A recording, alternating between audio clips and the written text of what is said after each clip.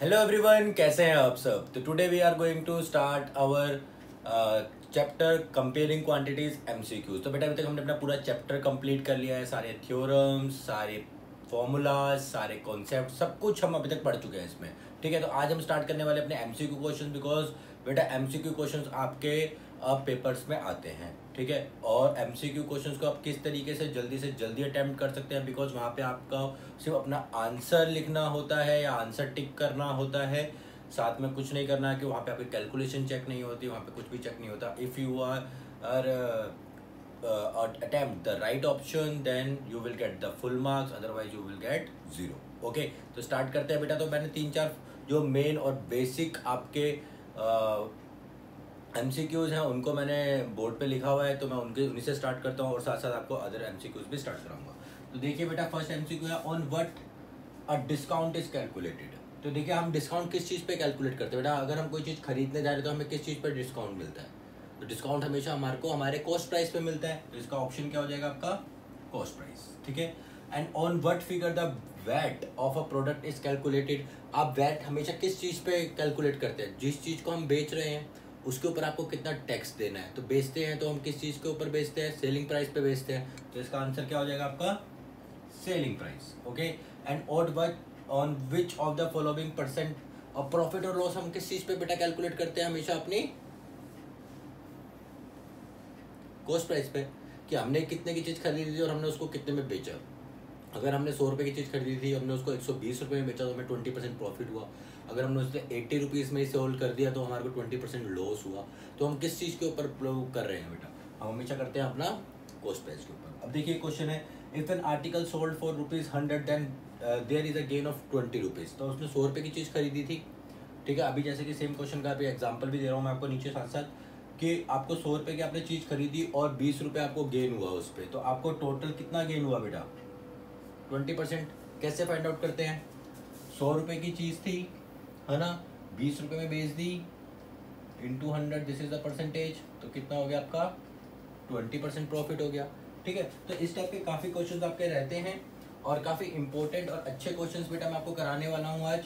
तो ध्यान से देखिएगा। ठीक है, और सभी का शॉर्टकट भी बताऊंगा कि शॉर्टकट आप किस तरीके से यूज़ कर सकते हैं, because calculation part is not so important in MCQs, answer is very important. तो आप किस तरीके से अपने आंसर को फाइंड आउट करें। तो देखिए एक एग्जांपल और ले रहा हूं मैं, कि an article is at 10% more than the CP if discount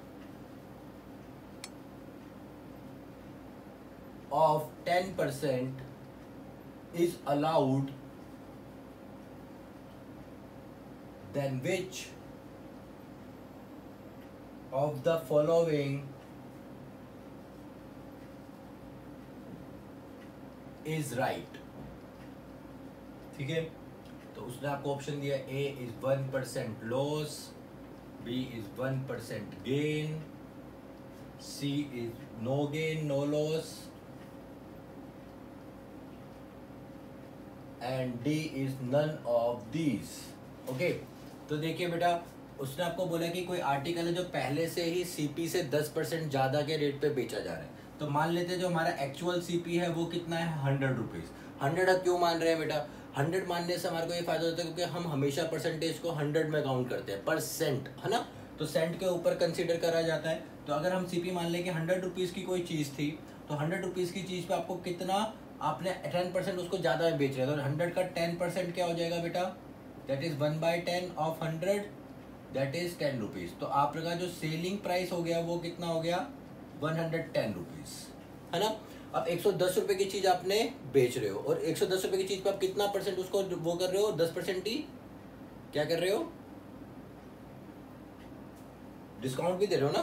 तो डिस्काउंट अब 10% का मतलब क्या हुआ बेटा, 1%, 1/10, तो 10% का मतलब क्या हुआ, 1/10। तो 110 का 10% निकालेंगे तो कितना आ जाएगा, 11। तो इसमें से आपने 11 रुपये माइनस कर दिए तो 99, मतलब कि आप कितने में सेल कर रहे हो आप आफ्टर डिस्काउंट, 99 रुपीज़ में। अगर आप 99 रुपीज़ की कोई चीज़ बेच रहे हो और आपने खरीदी कितने की थी, 100 रुपीज़ की, तो आपको लॉस कितने का हुआ, 1 रुपये का हुआ। तो 1 रुपये का मतलब 1%, है ना। 1 रुपये किसके, 100 रुपये पे तो हम परसेंटेज हमेशा 100 पे काउंट करते हैं, तो इसलिए आप 100 कंसीडर करके चलिए ताकि आपको ईजी हो जाए।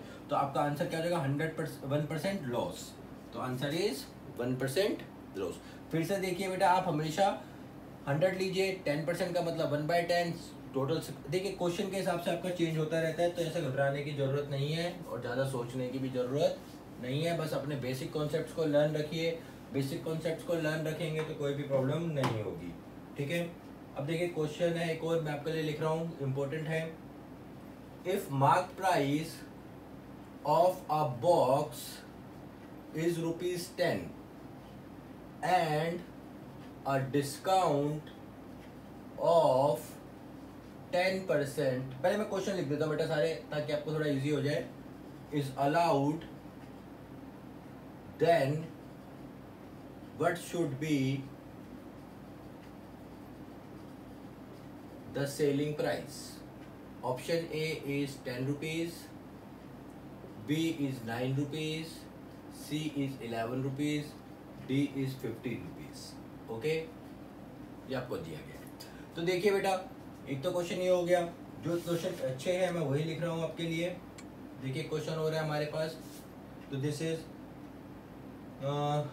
what should be percent gain on a product